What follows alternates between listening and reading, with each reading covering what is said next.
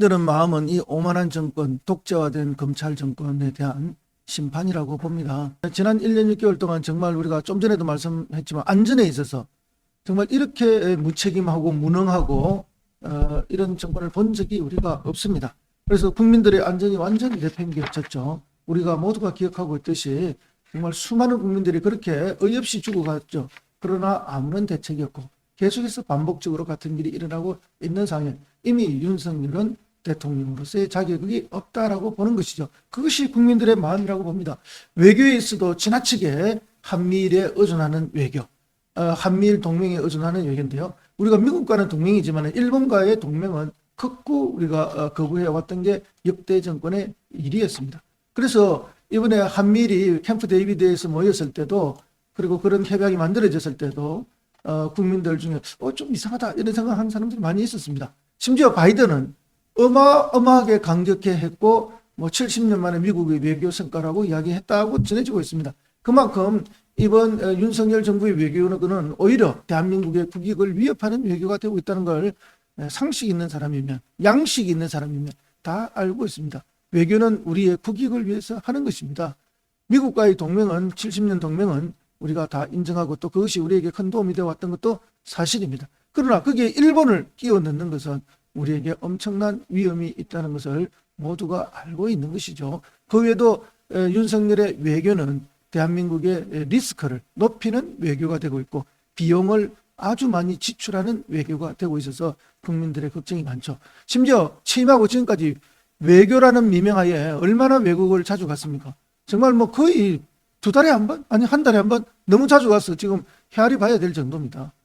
편성됐던 200 몇십억의 예산을 지금 다 써가지고 300 몇십억을 재편성해달라는 거 아닙니까? 그러니까 외교에 있어서도 대통령이 외국만 나가면 국민들이 걱정이에요. 이번에는 또 무슨 일을 저질러서 나라를 위태롭게 할까? 그런 정도의 걱정이 있고 경제 처참합니다. 정말. 윤석열 집권 이후에 경제 얼마나 지금 처참해지고 있습니까? 물가는 끝없이 오르고 있고요. 서민들의 삶은 나날이 힘들어지고 있습니다. 수출도 어렵죠. 모든 게 힘들어지는 상황 속에 있는데 어느 하나 돌파구를 보여준 적이 없고 책임감 있게 뭘 하는 적이 없습니다. 이런 윤석열 정권이 오로지 정적을 공격하고 정적을 죽이기 위한 검찰권을 동원한 대대적인 탄압, 압수 이런 것만 지금 1년 6개월 동안 반복되고 있지 않습니까? 이제 국민들이 신물이 났다. 저는 그렇게 보면서 우리 국민들이 이 윤석열 정권에 대해서 심판의 회초리를 들었다. 심판의 몽둥이를 들었다. 그렇게 봅니다. 그래서 사실상에 우리 댓글에서 말씀해 주신 것처럼 이번 보궐선거가 그 상징이 되겠다. 그러나 사실은 지난 4월에 이미 그 징후가 있었습니다. 울산에서 보궐선거 중에 기초의원 선거가 있었죠. 울산 중구입니까? 김기현 의원의 지역구입니다. 그 김기현의 지역구에서 기초의원 보궐선거에서 우리 민주당 후보가 당당히 이겨냈습니다. 그때 우리 놀라움을 금할 수가 없었죠. 그러나 그때는 그런가 하고 많이 넘어갔습니다만 오늘 이 새벽에 이 선거 결과를 보면서 정말 엄청난 국민들의 여론과 정서를 우리가 확인할 수 있었다. 그렇게 봅니다. 그래서 이것은 국민이 윤석열 정권의 회초리를 드는 것이다. 심판한 것이다.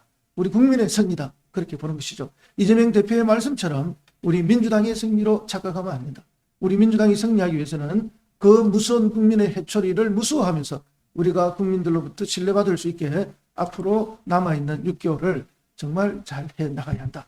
맨 처음 모두에서 말씀드린 것 같이 국정감사 제대로 하고 국민들 실망하지 않게 우리 국회의원들 제대로 준비해서 당당하게 임하고 질타하는 모습 보여주셔야 되고 예산국회 우리 서민들의 삶을 지키는 예산 다 다시 살려내야 됩니다.